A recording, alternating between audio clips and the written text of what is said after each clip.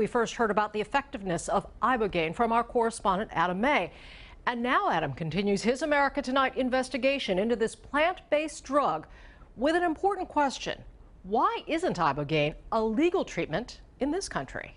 I would say it was life-changing. Zena Lyon says she's finally living her dream life. Oh, my life is so good now. But this wasn't always the case. Growing up on an Indian reservation in upstate New York, Zena was surrounded by heavy drug users. And by age 17, she was using too. I used to just snort and drink. One day I smoked crack and it made me feel really good for a while. Tired of the drug life, she was treated with ibogaine at Dr. Deborah Mash's clinic in St. Kitts almost 20 years ago. To this day, she reflects on the powerful experience, including hours of hallucinations. Whatever happened during ibogaine, it kind of like helped me cut the emotional ties to my thinking. Words can't explain what I saw. Dr. Mash and her team report that half of their patients remained completely clean for at least 1 year after detox. This could be a blockbuster drug, and there are millions and millions of people who are ready to benefit.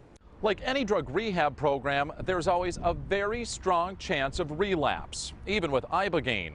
That's why Dr. Mash sent many of the patients from St. Kitts back to Miami for aftercare treatment. That treatment proved critical to their success. Treatment provided at a clinic run by John Giordano. Well, you know, after 15 years of working with ibogaine clients, very strongly, I watched them get the help they really needed. I've owned treatment centers. I'm a recovering addict myself. I've done ibogaine myself. For almost 30 years, Giordano ran a recovery center that offered traditional therapy as well as alternative treatments like acupuncture.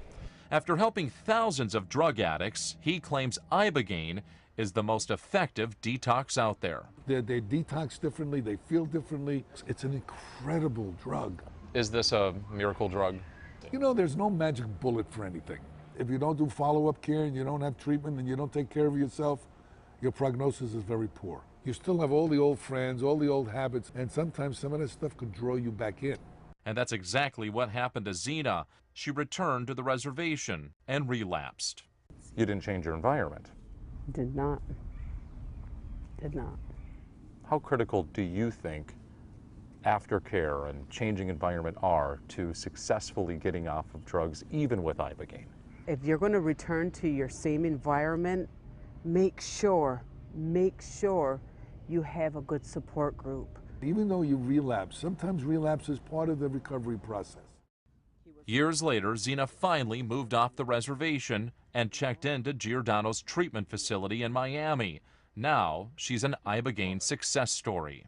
Do you think that the ibogaine experience was helping you years later? Absolutely. Absolutely. Absolutely. Despite Dr. Mash's research and the anecdotal results reported by treatment experts like John Giordano, ibogaine today is illegal in the U.S. The most common treatments for heroin and other opiate addictions are drugs like methadone and Suboxone. But while these drugs reduce the cravings for opiates, many say they simply replace one addiction with another. Hello, what are we doing? So now the pharmaceutical company became the drug dealer. They switch from oxy or whatever you're on to methadone, which is an opiate that messes you up just as much as Oxycontin or anything else, and it's legal. Paul O'Haron went through the ibogaine treatment in Mexico, hoping to end his dependence on methadone, a so-called treatment he found impossible to kick. And when you're on 260 milligrams of methadone, you might be on it for the rest of your life. So that's not clean. I'm still an addict.